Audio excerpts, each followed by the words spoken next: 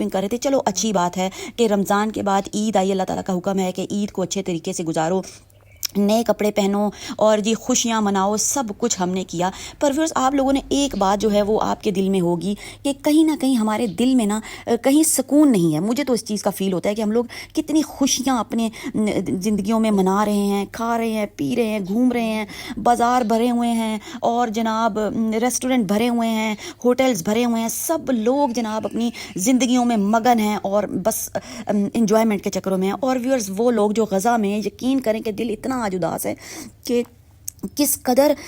شہید اور ایک اجاڑ ویران مائیں بیچاری, کس قدر